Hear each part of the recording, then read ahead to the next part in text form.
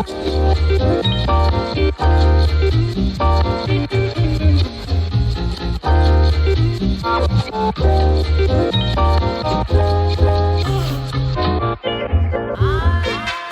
I am so happy, honored, and proud to be here in the lovely sitting room with Ione Butler from Uplifting Content. We are here in LA on location to have... Yes, we are. Exactly, to have a little conversation about real self-love as part of the Real Self-Love movement.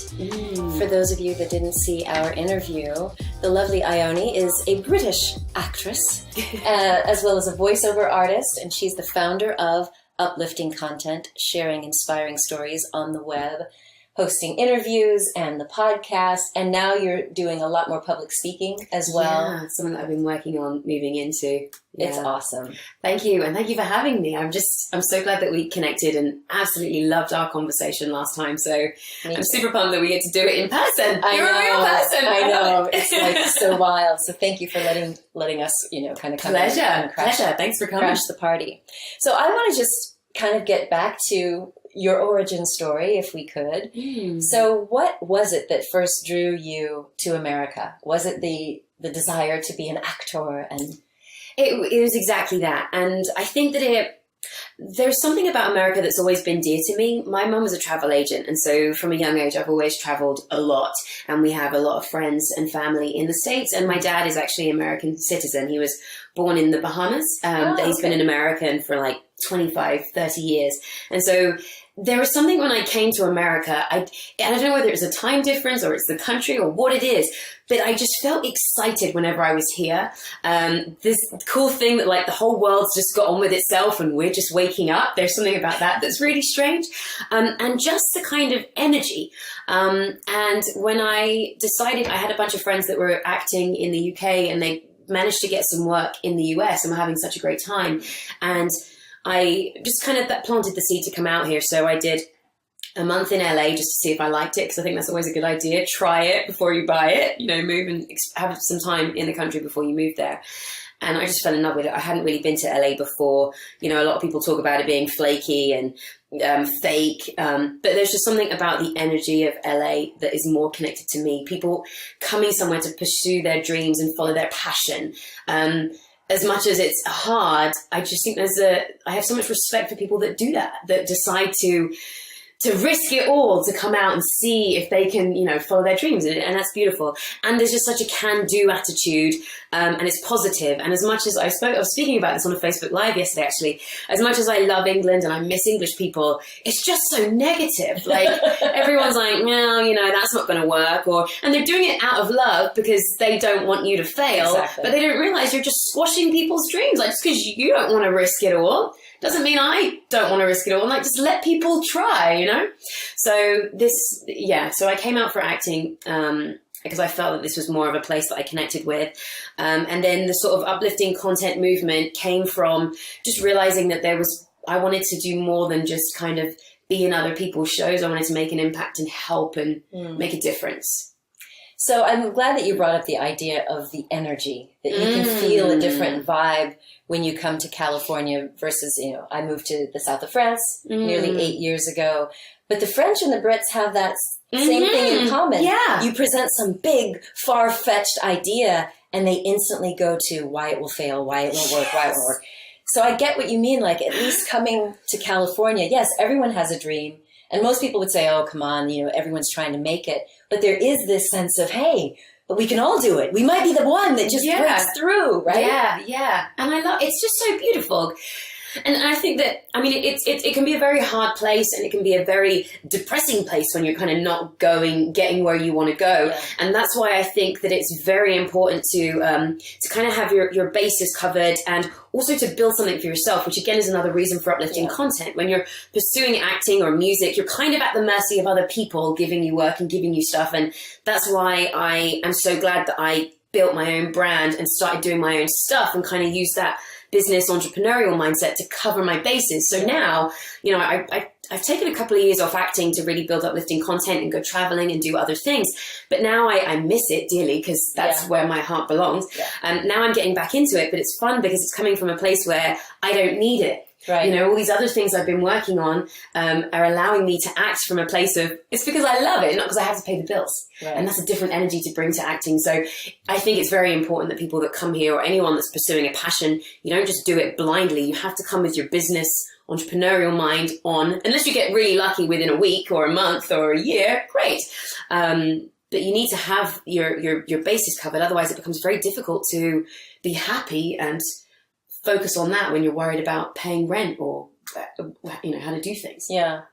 So tell me about the difference between going out for an acting role where you're just pouring your energy into a role, a fictitious character, versus what you're doing now with your Facebook Lives, for example. You're very raw. You're very open and honest about your experiences with depression, with sometimes, like you said yesterday on Facebook Live, like, you know, I thought I was just going to cancel this, but I'm here. So what has that been like for you to be you as opposed to playing a role? You're just being completely vulnerable with us.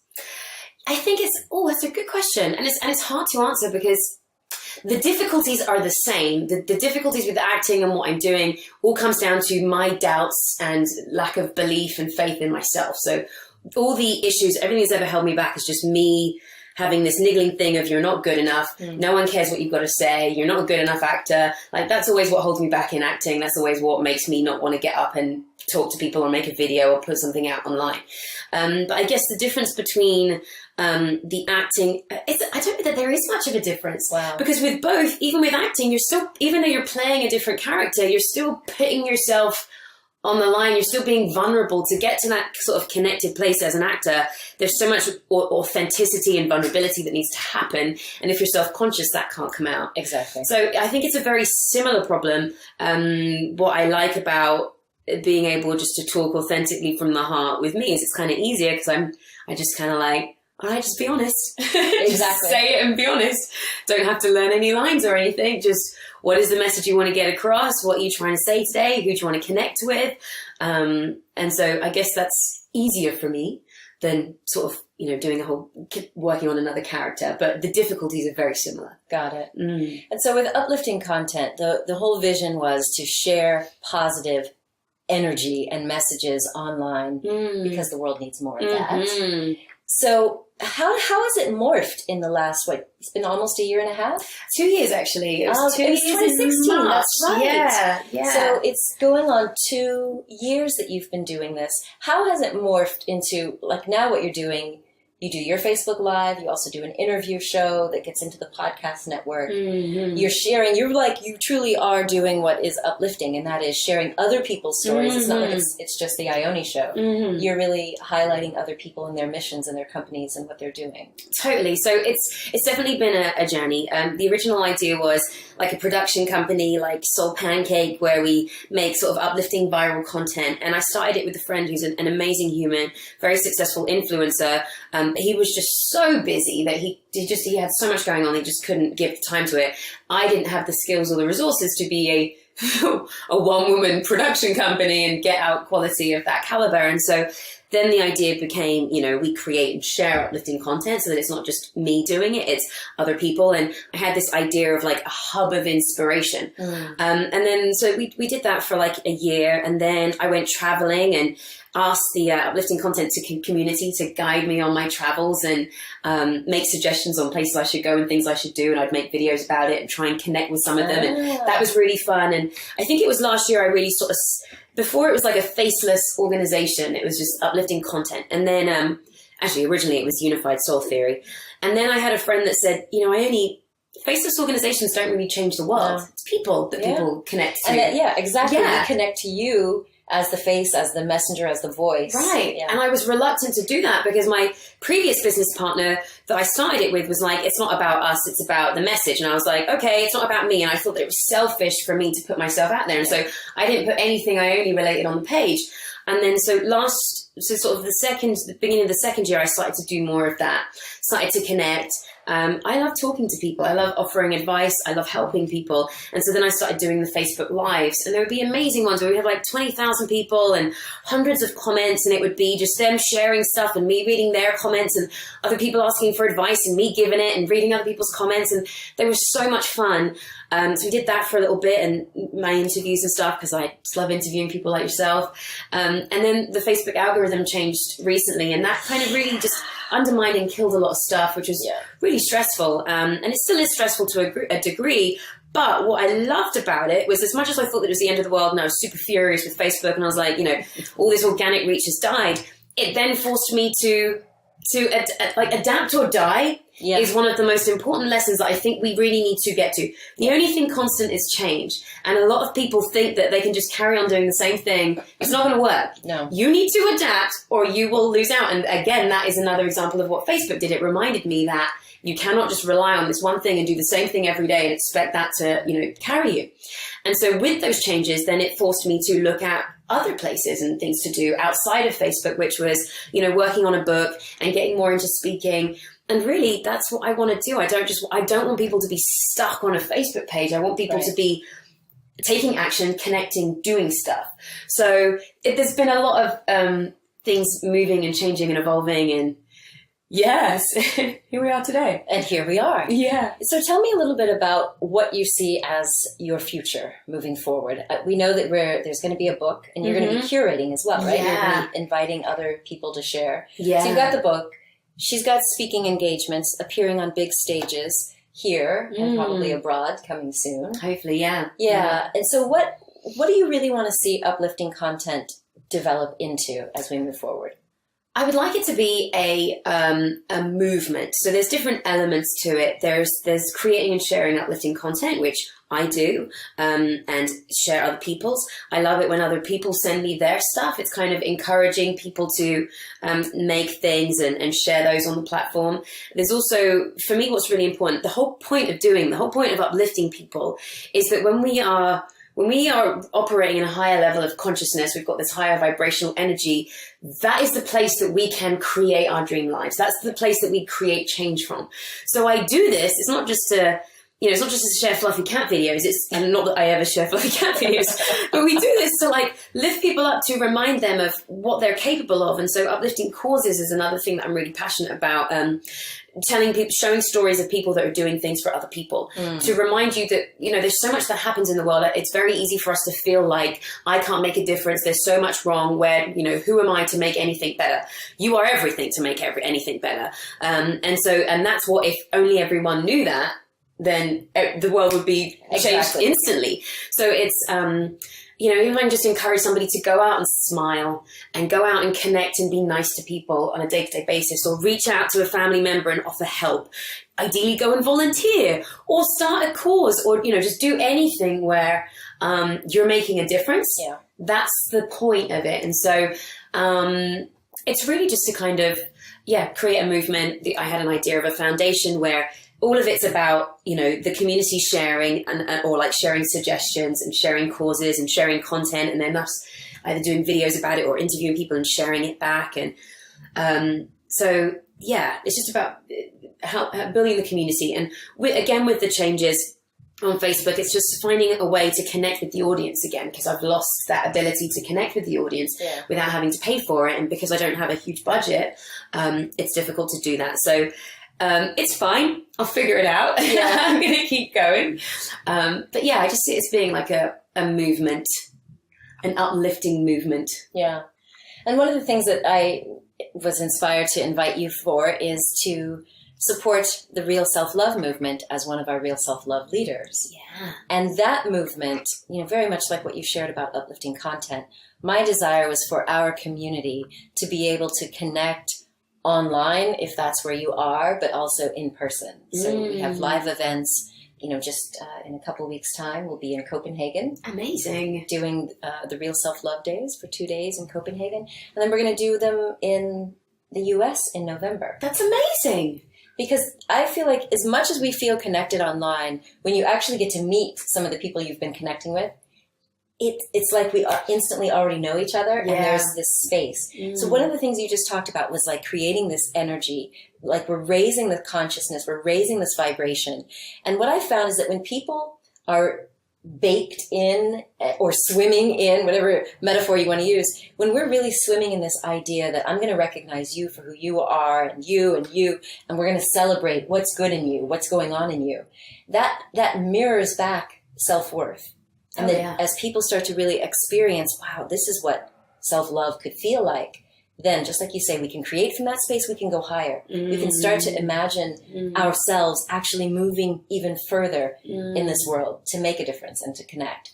So I'd like it if you could share a little bit about your own journey to self-love, because as an actor, yes, you come up with self-doubt. We all come up with this sense of, am I good enough? Is this what you want? You know, we end up shifting and molding and cramming ourselves into roles so that we'll be accepted.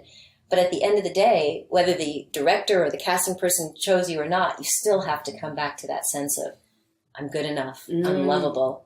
So what has it been like for you, especially being in America?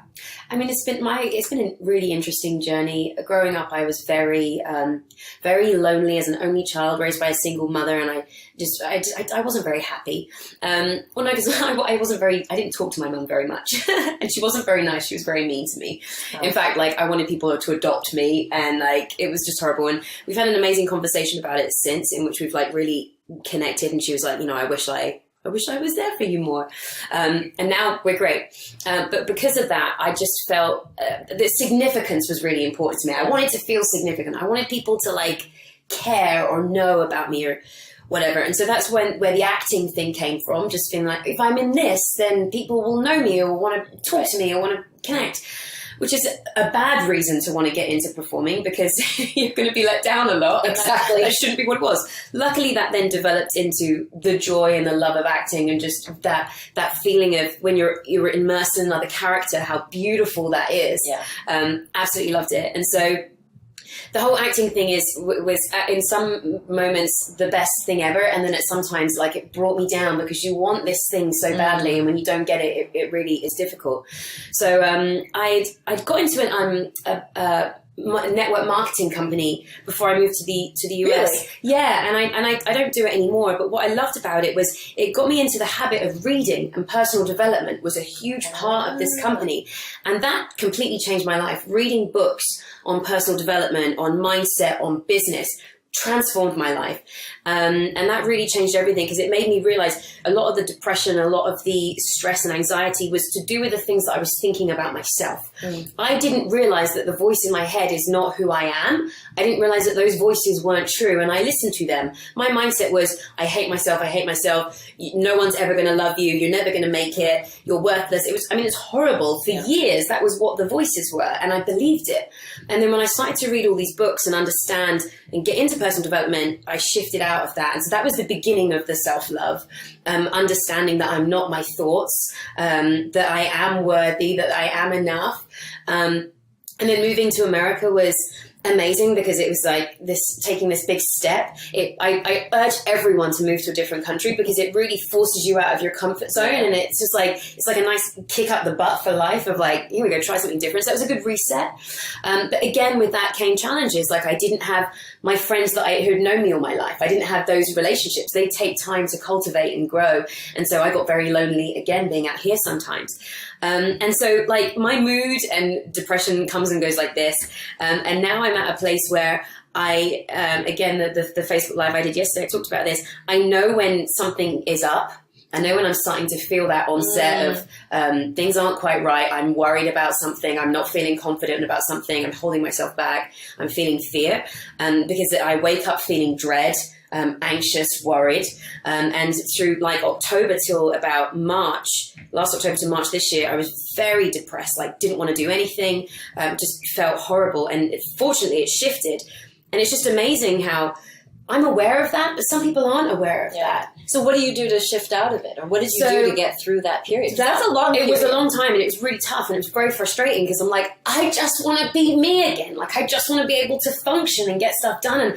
And for me, depression is like, I just don't care about life. I just give up on life. Yeah. It's like nothing matters. I give up. And so I was patient with myself. I was kind to myself. Like, there's nothing worse than beating yourself up about it. This too shall pass is one of my favorite quotes, that I just kind of remember that. And it's a good reminder, because even the good times as well as the bad, this will pass. And so enjoy those good times and understand that the bad times are something that will pass. And then getting into, I was seeing a therapist for a little while, and that really helped. And it's kind of getting into healthy practices. So meditation, I'm really bad at it, but just calming my mind and breathing. If that's all I can do, just breathe deeply enough to calm myself down. Reading is huge, and that was the thing that really changed. Reading books that about ideally ones that are about mindset really help, or the law of attraction, and things like that help to bring me out of sort of depressive moods. Because there's other ones, I think when you're in the whole personal development world, if you go into books about business and marketing and all that type of stuff, then you're like, oh my god, there's so much to do and I'm not doing anything. Right. I'm a failure. So if you're in that stress place, don't read that type of stuff, because it's just going to make you more stressed. So for me, the stuff that's about mindset brings me down. Exercising, I get up and run every day, going to yoga, and then just sort of taking that time to be with my friends. Like, friendships and relationships are so important to me. I've learned that. I traveled on my own for months last year, and I was not good with it. It's like, I need to be with people. And then being in nature, having time just to connect in nature, for me is what works. But there's different things for different people. And I think it's so important that you just find those things that bring you that peace and groundedness. Yeah. Well, luckily here in LA, you have access to all of that. It's everywhere. Pretty good weather, so you can be out in nature almost all the time. Yeah. Makes a huge difference. And again, that's another reason that I moved here, because of that. Yeah. I don't think I could last in the UK with the gloominess. I know. Constantly. Oh God. Yeah, it's depressing. So, all right, so we've pretty much covered a lot of things, but the one thing that I'm curious about, and I told you this already last month, but I'm scrolling through social media and I see these pictures of a yurt. Oh, yeah! So what inspired you to buy this plot of land and build a yurt? So I love Joshua Tree. There's something about the energy of that place where whenever I'm there, I just feel calm. And so, I wanted to buy somewhere, but I couldn't afford a house. So I was like, I had some money saved up, and I was like, let me buy some land. And then as and when I get money, I'll add to it with whatever I can afford. And so that was the idea. I bought the land. And then I went traveling last year, and on my adventures, I just stayed in these beautiful places in Colombia, these amazing trips on this desert adventure in Bolivia. And I just had so many experiences, and being in those places, I was like, oh my God, I have this beautiful 5 acres of land in the desert that I need to do something with. I don't have to go to South America to have these experiences. Right. I have them here. And then when I got back, I'd organized a retreat with 30 of my friends to, what was it called? It's near a national park somewhere in California, I forget. And the place we stayed had a yurt in it. And interestingly, a few months, a year before, I'd done ayahuasca in a yurt. So there was something about yurts that I was like, I love these spaces. And so when I got back from my trip and I'd gone away with my friends and stayed in this yurt, I just found one on Craigslist, heavily discounted, and bought it and just put it on the yurt and just made it my little zone. Awesome. It's beautiful, yeah. So it's 5 acres of land, and so you were renting it as well. Yeah, on Airbnb. Yeah. And so when you go there, though, you're basically, it's kind of like glamping, really. It is. It's 100% glamping. So there's no shower. There is now. Okay. Yeah, there's a solar shower. There's a porta potty. There's no electricity. There's a fire pit. So it's just you, nature, stars. Wow. I mean, the space is. I'm all about energy. You haven't guessed already. Yeah. But the energy of the place is stunning. And I have a lot of people that leave reviews and stuff like that. And everyone's just saying, it's just what I needed. I just need to get away from the city.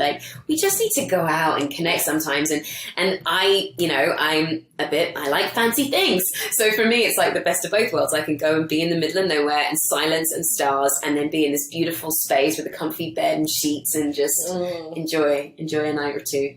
Yeah. I basically just build places that are my dream come true, and then hopefully other people can enjoy them too. Yeah. We're doing the same thing. We're heading to Iceland. Some of these folks and some of our audience, we're going to Iceland, and there's actually an island within the island that's owned by a friend of a friend.